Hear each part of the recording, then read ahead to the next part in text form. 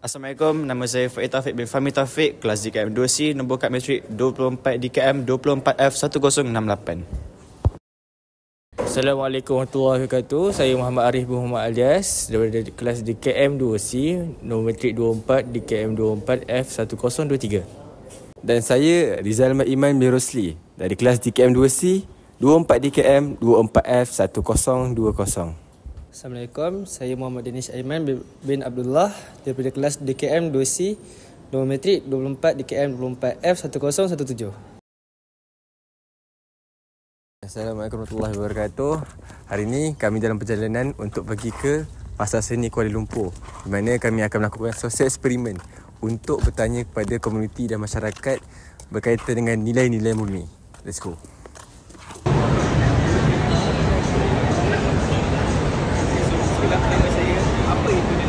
Assalamualaikum bang. Waalaikumsalam. Nama abang siapa? Nama saya Aiman. Asal di mana? Asal daripada Pahang. Pahang. Okey. Salam sejahtera. Saya bersama Dashif Darshan, asal di mana bang? Kota Damansara. Nama apa kak? Nama saya Alisha. Alisha. Okey, duduk kat mana tu? Duduk dekat Serdang. Sedang. Okey, nama Muhammad Aizat daripada Negeri Sembilan. Dari Negeri Sembilan. Yang saya tahu nilai murni tu dia macam tolong-menolong, jujur, amanah, macam tu lah.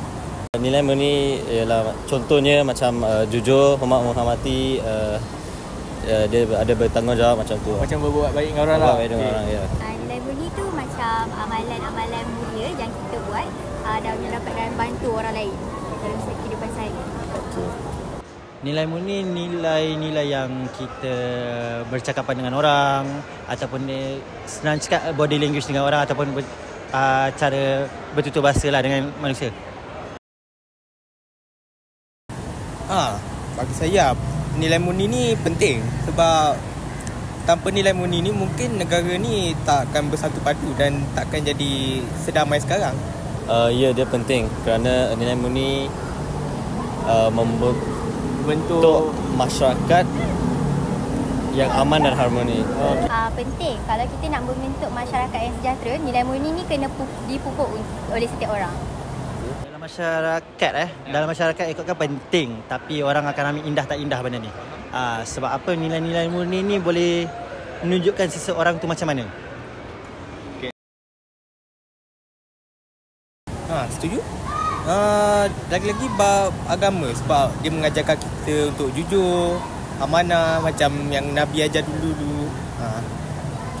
Ya, saya setuju kerana agama saya juga mengajar kita pasal untuk beradab baik, untuk mengadakan adab Islam yang baik dan jujur dengan orang lah. Jujur dengan orang sekeliling lah. Sekeliling. Setuju? Sebab contohnya kalau dalam agama Islam, kita pun dipupuk untuk mengamalkan nilai murni antara satu sama lain. Contohnya kita kena selalu tolong-menolong. Lagi-lagi antara jiran lah, kalau contoh paling dekat pun. Kita Setuju? setuju. Memang setuju. Benda tu memang betul pun. Nilai dalam agama kita pun dah tunjuk. Dalam Al-Quran dan hadis sendiri pun dah cakap nilai-nilai murni ni adalah penting bagi apa yang kita buat, apa yang kita jalani dalam hidup itulah. Okay, itu saja. Itu saja. Okey, itu saja daripada saya. Terima kasih. Okey, di mana kita lihat tadi rakyat Malaysia mempunyai banyak pendapat dan pandangan terhadap isu nilai murni ni. Okey, itu sahaja daripada kami. Sekian, terima kasih. Bye.